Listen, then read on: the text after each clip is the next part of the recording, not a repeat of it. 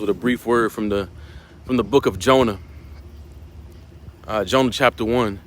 But before I get into the context, where I got this word from and where I was inspired from this word, inspired to give you this word, when I was talking to my parents, I just stopped by their house a couple nights ago after work, and I was talking to my parents, and I was going through my phone, and I was looking at old photos in my phone, and I ran across the photo that someone posted of me in elementary.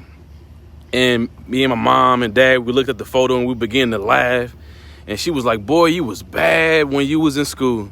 And I just busted out laughing because I knew she was right. Because when I was in school, I was a terror all throughout elementary, junior high. If I have any teachers of mine on Facebook, they know, they can attest to that I was a terror in high school.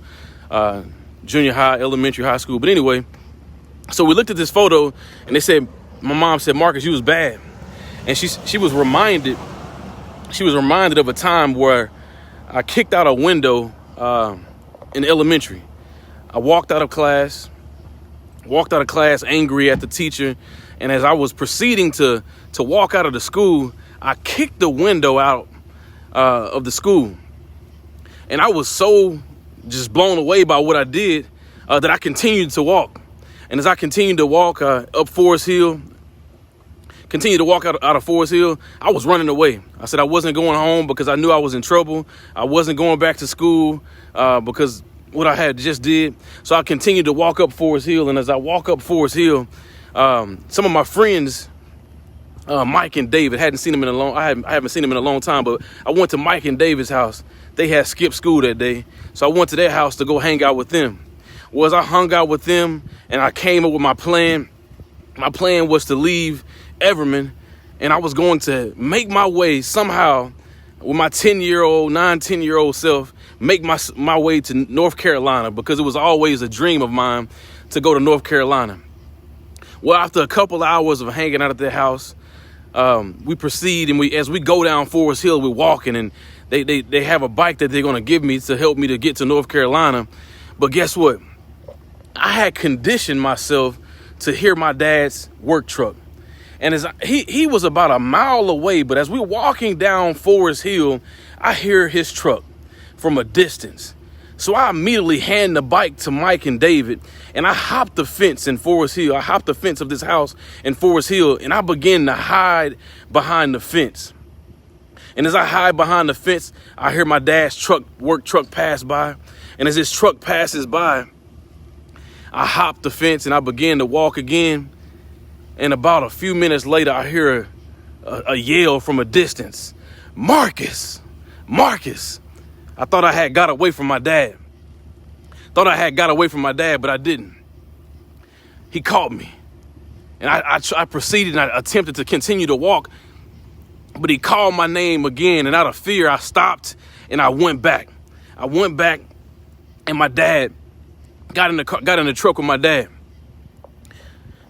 Which takes me into the context. In Jonah chapter 1, it says that God spoke to Jonah, and he says, "Jonah, I want you to go to Nineveh, and he says, I want you to preach repentance to my people. I want you to preach repentance to my people." And it says that Jonah, he didn't want to do it. He was fearful. He didn't want to do it. It says he got on a boat with other sailors, and he began to attempt to sail and run away from God. As he runs away from God and he's on this sea with these other sailors, God begins to create a big storm on the sea. And as he creates a big storm on the sea, guess what? It's causing hell for Jonah, and it's causing hell for the sailors that are on a boat with him. Eventually, the sailors have to make a decision. Jonah tells them, "This is my fault. I'm the reason that you're in the hell that you're in. I'm the reason this storm is taking place. God is attempting to punish me and show me who's in control." I'm paraphrasing. Guess what they do? They end up throwing Jonah into the sea, and Jonah is swallowed by a whale. He's swallowed by a whale, and he's in the stomach of the whale for a couple of days. And God is teaching him a lesson. What?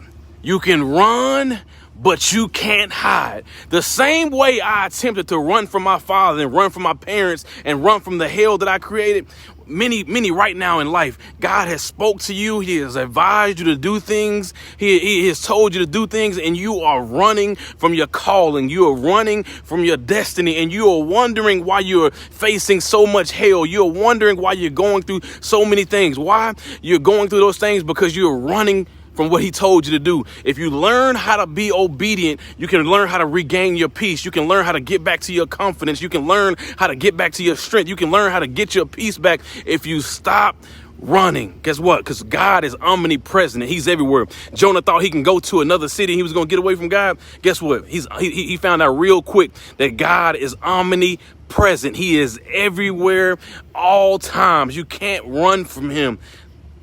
So I'm telling you, stop running. Stop running, because you're going to only create hell for yourself. And guess what happened? As Jonah was on that boat with those other individuals, he created hell for them. Guess what I'm telling you? Stop running, because you're not only creating hell for yourself, but you're creating hell for everybody that is around you. So stop running. Do what God has told you to do. Man, if you have any prayer requests, take a moment and share this video. If you have any prayer requests, put them in the comment section. I want to pray with you. If you have a situation you have been running from, message me. I want to pray with you. I want to stand with you. I want to believe with you.